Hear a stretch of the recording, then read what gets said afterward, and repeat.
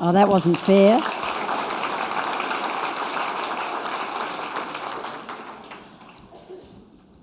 Ladies and gentlemen, I simply love Hong Kong.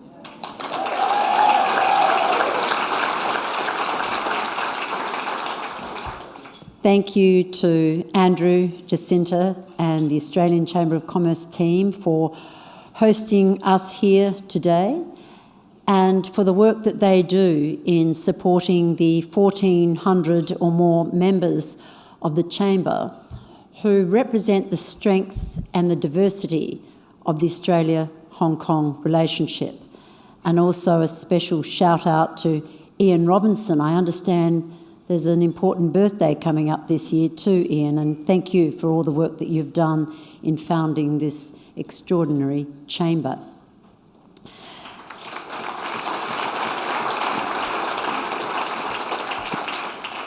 I have visited Hong Kong many, many times over the years as a tourist, as a student, as a lawyer, as a politician, but my first visit in the late 1970s remains a vivid memory.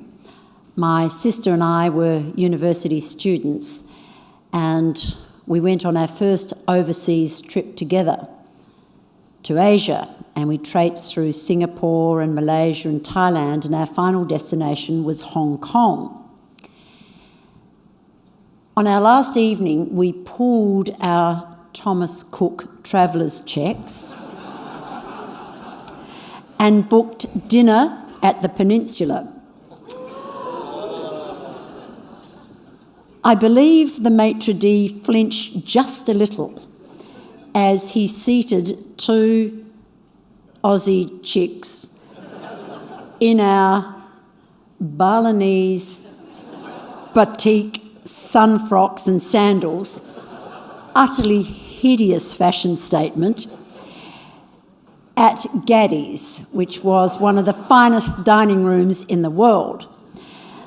But the waiters treated us like princesses, the height of Hong Kong's sophistication, meeting the height of Australian informality.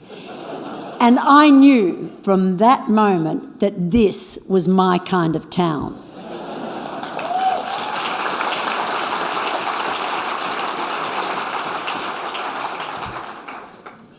Australia and Hong Kong have deep and long-standing connections, including through our common British heritage. And we both mark 26th of January as the beginning of British rule. In our case, 1788, with the establishment of a penal colony in New South Wales. In your case, 53 years later, in 1841, with the British occupation after the First Opium Wars. The idea of Hong Kong is timeless. The quintessential global trading hub. A free port with few tariffs and duties and very little regulatory interference. A place that's so easy to start a business and do business. A place that has been able to transition with great agility from a manufacturing hub to a services hub, a financial services hub in particular. And a place that attracts some of the best and brightest talent from around the world. An idea that has led this small island city to be one of the wealthiest per capita communities on the planet and a significant global economy in its own right. The idea of Hong Kong is to be treasured, to be promoted, defended, protected within the one country, two systems concept. Australia and Hong Kong have a very rich and diverse relationship in terms of trade, commerce and investment. Hong Kong is our 6th largest export market. Hong Kong is our 5th largest source of foreign direct investment. And that will only grow as a result of a free trade agreement between our two economies. Way back when I was Shadow Minister for Foreign Affairs and Trade in opposition, I championed a free trade agreement between Australia and Hong Kong. On coming to government in 2013, we focused on free trade agreements with China, Japan, South Korea, and of course the Trans-Pacific Partnership, the TPP-11. But a free trade agreement with Hong Kong was always at the top of my mind. And when we released the Foreign Policy White Paper in November of 2017, as Andrew pointed out, the first foreign policy review in 14 years, it set out a framework of what we saw as Australia's foreign policy priorities and interests and our values that would guide our foreign policy over the next decade and beyond. And a key objective of the White Paper was negotiating a successful free trade agreement with Hong Kong. So personally, I am absolutely delighted that Australia and Hong Kong have been able to conclude negotiations and that we expect, hopefully, a signing of this free trade agreement in coming weeks. This represents a significant milestone in our relationship, but importantly, at this time, it sends a very powerful message to the world that Australia and Hong Kong are committed to free and open, liberalised trade. I thought this afternoon, thank you.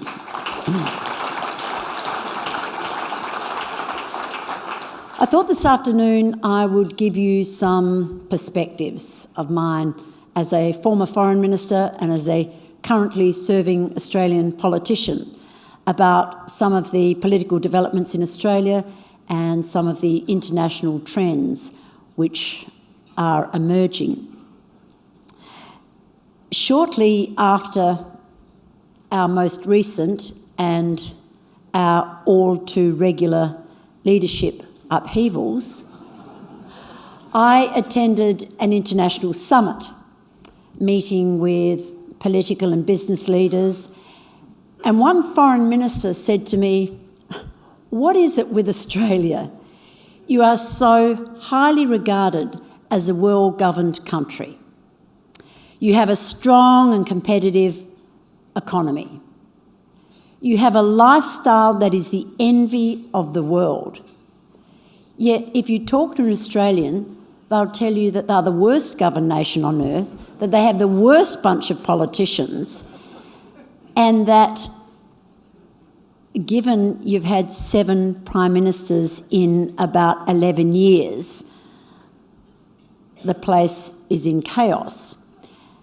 I disagreed with the analysis. Part of it was true, but I disagreed with the analysis. But nevertheless, there is a disconnect in Australia. And the more the public lose confidence in our political process, and the greater the deficit of trust between the political class and the public, we see more politicians coming up with populist short-term policies that might win you votes in the short term, but over the longer term, they only add to the lack of confidence and the mistrust. We are not alone in this phenomenon. There was a very important piece of work done by the Washington-based Pew Research Centre back in 2017, and they surveyed 38,000 people across 38 countries, including Australia, about forms of government and democracy in particular. Now, the good news for Australia is that of those surveyed, 88% said they thought democracy was a good idea. Only 40% indicated a strong preference for democracy. And when they were asked about, well, what sort of alternative government would you prefer, about 40% said they would like to see Australia governed by an unelected panel of experts. That was meant to be the cabinet, but anyway. Another 19% said they would be happy with a strong leader who was unconstrained by parliaments and courts. 12% said bring in the army, they'd like to see military rule. Now, while I find it alarming that a significant minority of Australians appeared to be comfortable with military or civilian dictatorship, there was an even more worrying finding. When asked, how much trust do you have in your government to do the right thing by your country? About 40% said they had some level of trust. 7% said they had a high level of trust. 7% of those surveyed said they had a high level of trust in the government to do the right thing by the country. Now, I think this is a general malaise about politics. I don't believe it's actually a seriously considered analysis of ditching our democratically elected parliament and embracing autocracy. But nevertheless, it does give us cause for concern, and that disconnect between the public's expectations of what governments should and shouldn't do and what we actually deliver. And there is a conundrum. Some people believe that government does too much, that government is interfering in our lives and should get out of our lives. Others believe that government is not doing enough, that government should be able to solve society's ills. And others still believe whatever government's doing, it's wrong. So it's incumbent upon us to explain the limits of what governments can and can't do, and to have the courage to articulate longer-term policies beyond the 24/7 media cycle, beyond the electoral cycle, longer-term policies in the national interest of the country. Because if people continue to believe that governments should be doing more than is possible for them to do, and that politicians promise what cannot be delivered, then we risk a permanent state of dissatisfaction and mistrust. The truth is, individual choices, the choices we make as individuals, have a far more profound impact on our lives than the majority of decisions taken by politicians in Canberra. But there is a real need for us to build trust in our institutions, to support our democracy, and to raise the level of public and political debate. The politicians have a lot of work ahead of them. You only have to watch Question Time to see the tone and level of debate in Australian politics. But we owe it to the Australian public to give them confidence in what is one of the longest standing democracies in the world today. I also think that, to an extent, we're suffering from our success. As Andrew said, we are entering our 28th consecutive year of uninterrupted economic growth. That is a world record. No other country on earth has come close to 28 consecutive years of uninterrupted economic growth. It also means that nobody under 45 has ever experienced a recession or anything like it. Unemployment is at 5%. There are immense opportunities for work in Australia. We have one of the highest standards of living in the world. We're regularly, consistently in the top 3 nations in terms of the Human Development Index, with Norway and Sweden and Australia. And we have a significant social security net. And that success makes it difficult for politicians to argue for long-term structural reform, particularly if it means any reduction in government support or any withdrawal of entitlements or any perceived or otherwise reduction in the standard of living. I also think that there is a concern across Australia, and again, not confined to Australia, but a concern about the impact of what we call the 4th Industrial Revolution and whether government is sufficiently preparing us for it. By that I mean the advent of automation, artificial intelligence, robotics, the Internet of Things that is disrupting the way we live, the way we work, play, engage. Just this week, I met with a consortium of lawyers in Perth, in fact, representatives of Herbert Smith Freehills and King & Wood Mallesons. And this consortium is developing digitised legal practice.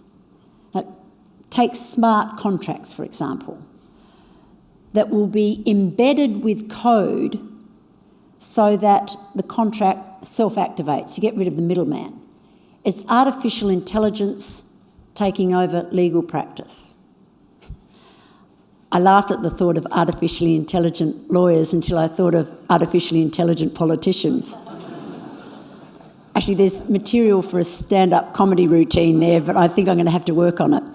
Anyway, I think the good news is, though, that humanity is not redundant in this 4th industrial age, at least not according to a recent World Economic Forum report called The Future of Jobs in 2018. And this was a report that surveyed some 300 companies across 20 countries and represented a combined workforce of, say, 15 million people. All of the companies surveyed named 4 technologies that will absolutely disrupt their business and their industry in the next few years. Widespread availability of high-speed mobile internet, artificial intelligence, the greater use of big data and cloud-based technologies. About 50% of the companies surveyed said that they would be reducing staff numbers over the next 4 years because of automation, because of technology. About 40% said they would actually be increasing staff because they were using technology to augment the work of their employees. 25% of them said that over the next few years there will be new jobs and new roles in their businesses and industries that currently don't exist because of the advent of AI, automation and the like. The report also went on to say that by 2022, 1 million jobs would be lost in these industries surveyed due to technology, but 1.75 million would be created because technology was supporting greater productivity and efficiency, and there was a greater need for humans skilled in interacting with machines. But it is an issue that is concerning Australians, and governments need to be vocal on how we can harness the excitement and the creativity of technology. There is another issue that has caused a lot of political upheaval in Australia in recent years, and that's energy policy. The cost of electricity has been a subject of political debate for a long time in our country, and the issue of climate change. Without doubt, it was a platform that Kevin Rudd used to defeat John Howard at the 2007 election. And it's been an issue that has divided parties and public ever since and caused a lot of political upheaval. I think the closest that we came to a consensus on climate change and energy policy was the National Energy Guarantee, which was designed to provide affordable, reliable power and give certainty to the electricity generators so that they could make the long-term investment that is required. It is no longer coalition policy, and I don't see an immediate solution to the impasse. But I think that in future there will be some kind of national energy guarantee, some kind, because we have to give generators the confidence to invest in Australia, as we're seeing the closure of coal-fired power stations, the advent of renewables, not yet a debate on nuclear power. We need to have an energy policy that does deliver affordable, reliable energy, but allows us to meet our international obligations. And as we enter the period in the lead up to the election, the different policy positions of the two sides of politics in Australia are crystallising. The Liberals and Nationals, the coalition, will be focusing on job creation, on economic growth, on lower taxes, on budget reform, on ensuring that we have a budget surplus so that we are in a position to fund the necessary and essential services upon which Australians rely.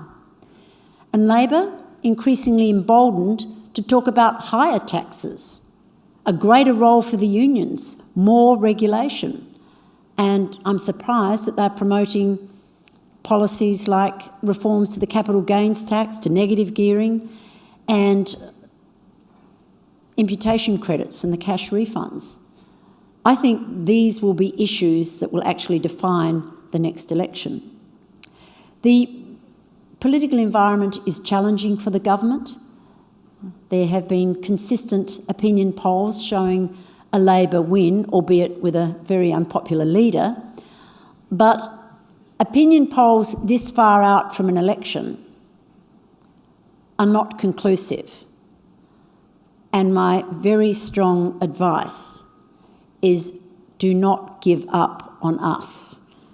That would be a mistake, big mistake.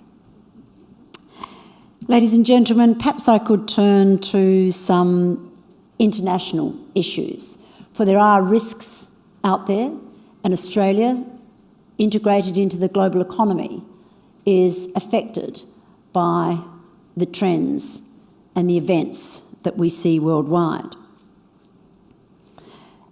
The rise of populism and economic nationalism is giving rise to zero-sum anti-globalist sentiment. And populist leaders are arguing that global trade has benefited some nations to the detriment of others, and that protectionism is the answer.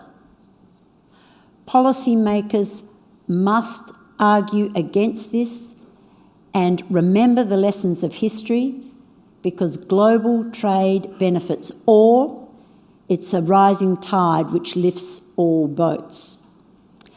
The recent US-China trade conflict is, of course, a concern, but I have been confident for some time that we will see a peaceful negotiation that resolves some of the outstanding issues. And I'm heartened by what President Trump has said recently about the talks in Washington.